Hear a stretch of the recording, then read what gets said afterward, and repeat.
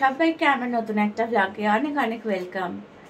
শরীরটা খুব খারাপ হয়েছিল, তাই দুদিন একদম ভিডিও বানাতে পারিনি। আজকে একটু ঠিক আছি। তোমরা সবাই আশা করি ভালো আছো। তো চলো আজকের ব্লগটা স্টার্ট করছি। এখন হচ্ছে বিকেলবেলা 5:30 বাজে। রিভু গেছিল খেলতে, তোমাদের দেখালাম রিভুর খেলার ভিডিওগুলো। তো এখন হচ্ছে একটু সন্ধ্যেবেলা স্ন্যাক্স টুকটাক খাবো। মা আবার এসেছে, তো মা চিড়ে ভাজা তৈরি করেছে, মানে চিড়ে ভাজাটা বাড়িতেই করেছে আর কি, মানে সব মিক্স আপগুলো বাড়িতেই করেছে। তো চলো তোমাদের দেখাই, সেটা আমরা এখন খাওয়া দাওয়া করবো। এই হলো চিড়ে ভাজা। মা এই চিড়ে ভাজাটা মাখলো, মানে চানাচুরটা আলাদা, কিন্তু বাকি সবগুলো মা বাড়িতেই ভেজে ভেজে আলাদা আলাদা করে মিক্স করলো। মশলা টশলাও মাই করলো তৈরি, তারপর এর সাথে একসাথে মেখেছে মশলাগুলোকে। দেখে দারুণ লাগছে, দেখি কেমন খেতে হয়েছে।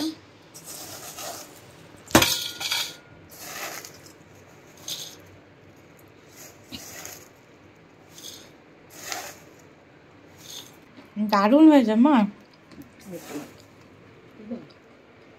না আর দিও না, দারুণ হয়েছে। একটা কি দারুণ গন্ধ বেরোচ্ছে। কি দিয়েছো গো? একটা মশলা দিয়েছি। হ্যাঁ, একটা মশলা দিয়েছে, খুব একটা গন্ধ বেরোচ্ছে, ওই জন্য একটা আলাদা। সবার প্রথমে দেব হচ্ছে রিভুর বাবাকে, আর রিভুর বাবা এখন এখানে নাক ডেকে ঘুমোচ্ছে। এই নাও, তোমার জন্য শাশুমা গরম গরম চিড়ে ভাজা করে দিয়েছে, দেখো খেতে। কি আবার একটা এক্সট্রা মশলা দিয়েছে, বেশ সুন্দর গন্ধ বেরোচ্ছে। দেখো তো খেয়ে কেমন হয়েছে। বাড়িতে বানালো, ভালো আছে। ঠিক আছে, তাহলে খেয়ে না, তারপরে একটু বেরোবো,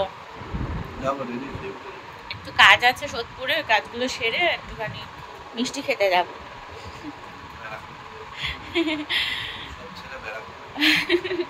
মিষ্টির যেখানে যেখানে ভালো দোকান আছে আমি সেখানে সেখানেই যাবো খেতে। ঠিক আছে, হ্যাঁ খেয়ে না।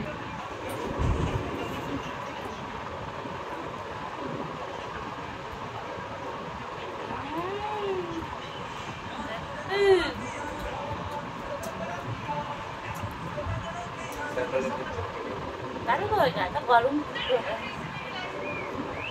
জল হয়ে এখন মুখটা কেমন হয়ে আছে। দারুণ হয়েছে চিড়ে ভাজাটা, দারুণ। অনেকদিন শরীর খারাপের জন্য বেরোতে পারিনি, অনেক কাজ জমা হয়ে আছে, তাই আজকে একটু সোদপুর যাচ্ছি। মা এসছে তো, রিভু রয়েছে মায়ের কাছে। আজকে যাব, একটু বেরোবো, বেরিয়ে কিছু কাজ আছে, কাজগুলো সারবো, সেরে একটু ব্যারাকপুর যাব, তারপরে বাড়ি আসবো। চল তাহলে বেরোই, কেন সন্ধে হয়ে যাচ্ছে।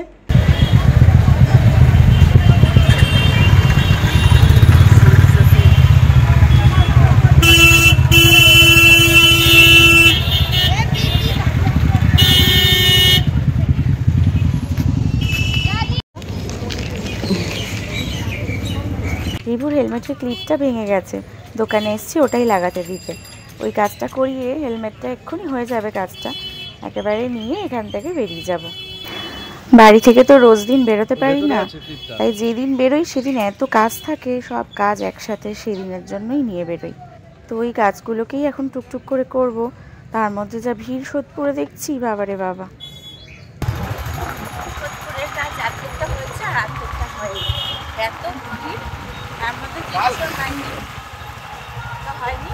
সেই জন্য এবার এখন বেরিয়ে যাচ্ছি। কিছু শোনা যাচ্ছে না, আমরা হচ্ছে ব্যারাকপুর যাচ্ছি। ওই যে বললাম মিষ্টি খাবো, চলো তাহলে। শত কাজের মাঝেও সময় বার করে মাঝে মাঝে একটু নিজেদের শখগুলোও তো মেটাতে হয়। যদি সব শখ আগলে ধরে বসে থাকি বাড়িতে আর সারাদিন শুধু কাজ করে যাই আর কাজ করে যাই, তাহলে এক সময় গিয়ে না মানে নিজের ওপরেই খুব বিরক্ত লাগবে। মনে হবে যে কিছুই করলাম না সারা জীবনে, নিজের সামান্য সামান্য শখটুকুও পূরণ করলাম না, এমনটা মনে হবে। তো সেই জন্য ওই যে মাঝে মাঝে একটু মিষ্টি খেতে ইচ্ছা করছে, বা কখনো একটু সিনেমা দেখতে যেতে ইচ্ছা করছে, কিংবা কখনো একটু গঙ্গার ধারে ফুচকা খেতে যেতে ইচ্ছা করছে। মানে এই ছোট ছোট যে চাওয়াগুলো, ওগুলো মাঝে মাঝে পূরণ করে নেওয়াই ভালো। আমার তো টুকটাক যখন যা ইচ্ছে হয়, যেগুলো সাধ্যের মধ্যে থাকে সেগুলো আমিও পূরণ করি, আর রিভুর বাবাও আমাকে সেগুলোতে আটকায় না। আর তাছাড়া রিভুরও এই ছোটো ছোটো যে ইচ্ছেগুলো হয়, যেগুলো সামর্থ্যের মধ্যে থাকে আর কি পূরণ করা, সেগুলো আমরা অবশ্যই ওকে পূরণ করাই বা সেগুলো ওকে কাছ থেকে উপলব্ধি করতে সাহায্য করি। তো কথা বলতে বলতে ব্যারাকপুর পৌঁছে গেছি। ব্যারাকপুরটা কিন্তু খুব সুন্দর একটা জায়গা। সকালবেলার দিকটা তো যখন রিভু স্কুল থাকে মাঝে মধ্যে তোমাদের সাথে দেখিয়েছি, খুব ভালো লাগে। কিন্তু এখন অবশ্য ওই চৈত্র সেলের জন্য এত রাস্তায় রাস্তায় জ্যাম, সে সোদপুর হোক কিংবা ব্যারাকপুর, সব জায়গা একদম ভিড়ে ভিড়। দোকানপাটগুলোতে যেমন ভিড়, রাস্তাঘাটে তেমন গাড়ির ভিড়। মানে কি বলবো, এই সময় সত্যি রাস্তাঘাটে বেরোনো না তো, তবে কাজ থাকলে আর কি করা যাবে, সে তো বেরোতেই হবে সব মানুষকেই। এটাও একটা আলাদা আনন্দ, সবাই চৈত্র সেলে জিনিসপত্র কিনবে, একটু কম দামে পাওয়া যায়, একটু কোথাও ডিসকাউন্টে পাওয়া যায়, এই সবও তো একটা আনন্দ। সব আনন্দেরই একটু একটু স্বাদ নিতে হবে। তো চলো, এই হচ্ছে আমাদের বিখ্যাত দাদা বৌদির বিরিয়ানির দোকান। আপনারা হয়তো কেউ কেউ জেনে থাকবেন বা হয়তো কেউ কেউ খেয়েও থাকবেন এই দাদা বৌদির বিরিয়ানি। একদমই ব্যারাকপুর স্টেশনের পাশে দাদা বৌদির প্রায় 3টে আউটলেট খুলে গেছে, আর একটা ছোট রেস্টুরেন্টও খুলে গেছে। তো যারা যারা এখনও দাদা বৌদির বিরিয়ানি খাননি, তারা ঝটপট ব্যারাকপুর চলে এসে একটু টেস্ট করে যাবেন। খুবই ভালো খেতে, না হলে কি এত নাম করা। যখনই দাদা বৌদির পাশ দিয়ে যাবো তখনই এত ভিড়, সব সময় লাইন থাকে এই দোকানটাতে। যাই হোক, এসে গেছি আদিরামকৃষ্ণ, ব্যারাকপুরের আমার প্রিয় মিষ্টির দোকানে। চলুন দেখি কি আছে না আছে আজকের জন্য। এই দোকানে মিষ্টির খুব ভ্যারাইটি, বিভিন্ন রকম মিষ্টি, ভাজা মিষ্টি থেকে শুরু করে আর বিভিন্ন রকম ছানার মিষ্টি এখানে খুবই নাম করা। তো দেখো, অর্ধেক মিষ্টি ফাঁকাও হয়ে গেছে সন্ধে হতে না হতেই। একটু ভাজাভুজির দিকে আসলাম, তো এখান থেকে ভাবছি একটা কিছু চপ নেব। চলো দেখি তাহলে কিছু একটা নিয়ে খাওয়া যাক। এত ভিড় মিষ্টির দোকানটাতেও হয়, আর ওই যে দাদা বৌদির সব থেকে পুরনো আউটলেট, এই পুরনো দোকানটাতেই এখনও সমস্ত বিরিয়ানি রান্না হয়, আর বাকি আউটলেটগুলোতে ওই বিরিয়ানি ডিস্ট্রিবিউট করা হয়। মানে এখান থেকে হাঁড়ি করে করে আর কি সব পাঠিয়ে দেওয়া হয় ওই সব রেস্টুরেন্টগুলোতে। তো নিয়েছি এখানে একটা আমের চপ, খাইনি কখনো আমের চপ, তো আজকে দেখলাম রয়েছে, ওটা নিলাম। খেতে খুব একটা যে খারাপ লেগেছে তা না, তবে খুব তেল ছিল আজকের চপটাতে। আমার আবার এতটা তেল জিনিস একদমই পছন্দ হয় না, তো আজকে ওই শুধুমাত্র টেস্ট করব বলে দেখে নিলাম। তবে খেতে ভালো লাগলেও ওই তেলটার জন্য আমার একটু অস্বস্তি করছিল। তো চাটনিটা দিয়েছিল খুব সুন্দর, চাটনিটা দিয়ে খেতে খারাপ লাগছিল না মোটামুটি। আমি আর রিভুর বাবা দুজনে মিলে ওই একটা চপই শেয়ার করে খেলাম। আর মেন খাবো হচ্ছে কি একটু মিষ্টি। আর এখানে এত আওয়াজ না, এত আওয়াজে কিচ্ছু শোনা যাচ্ছিল না, মানে আমি যে কথাগুলো ওখানে দাঁড়িয়ে বলছিলাম সেগুলো কিচ্ছু শোনা যাচ্ছিল না। নিয়েছি একটা নতুন ধরনের মিষ্টি, সেটা হলো রসের ছানা পোড়া। এমনি ছানা পোড়া কিন্তু খেয়েছি আগে, কিন্তু রসে দেওয়া যে ছানা পোড়াটা সেটা খাইনি। তো এত দারুণ লেগেছে খেতে, অপূর্ব। এত দূর থেকে যে মিষ্টি খাবো করে গেছি, তো এইটা খেয়ে মন একদম ভরে গেছে, এত তৃপ্তি হয়েছে মিষ্টিটা খেয়ে।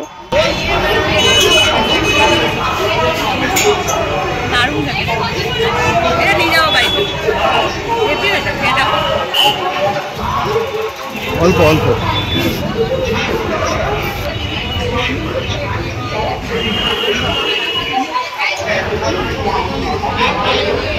তো আমাদের মিষ্টি খাওয়া হয়ে গেছে, এখানে বিলটা পেমেন্ট করে দিল। ঠাকুরের জন্য আর বাড়ির জন্য মিষ্টি নিয়ে নিয়েছি। তো ওর বাবা আমাকে জিজ্ঞেস করছিল যে তোমার ঠিক আছে, এবার শান্তি হচ্ছে, মিষ্টি খেয়েছো? আমি বললাম হ্যাঁ ঠিক আছে, খুব শান্তি হয়েছে। চলো তাহলে এবার বাড়ির দিকে যাওয়া যাক, অনেকটা রাত হয়ে যাচ্ছে, রিভু রয়েছে বাড়িতে, মাও রয়েছে। চলো তাহলে এগোই। আমাদের ব্যারাকপুরের কাজ শেষ, মিষ্টি খাওয়া হয়ে গেছে। ওখানে এত আওয়াজ ছিল কিচ্ছু বলতে পারিনি। এখন আমরা ব্যারাকপুরের একটা পিছনের দিকের রাস্তা দিয়ে যাচ্ছি, যে রাস্তাটায় রিভু ভীষণ দাঁড়াতে পছন্দ করে ট্রেন দেখবে বলে। এখন ট্রেন যাচ্ছে পাশ দিয়ে, তাই রিবুর জন্য একটুখানি ভিডিও করে নিচ্ছি, রিবুকে গিয়ে ভিডিওটা দেখাবো।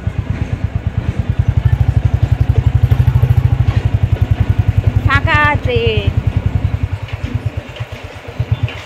আমি যখন চাকরি করতাম তখন এরা ফাঁকা ট্রেনে যেতাম, আর তাতে আরশোলা থাকতো, এত ভর্তি ভর্তি আরশোলা থাকতো, আর আমি ভয় ভয়ে প্রত্যেকটা স্টেশনেই নেমে নেমে নেমে নেমে তারপর বাড়ি যেতাম। সেই রকমই ফাঁকা ট্রেন যাচ্ছে। না, এর থেকেও আরো অনেক ফাঁকা থাকতো, আরো অনেক রাত্রি, অনেক রাতে, ওটা আরো অনেক রাত হয়ে যেত আর আরো ফাঁকা থাকতো তখন ট্রেন।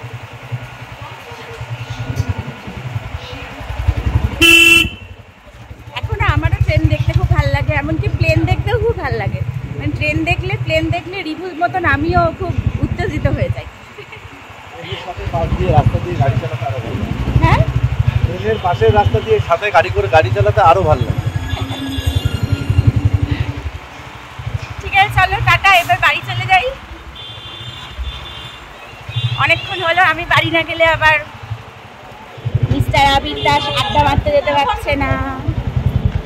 ওদিকে আড্ডার ওখানে বন্ধুরা ডাকছে। ঠিক আছে, চলো টাটা।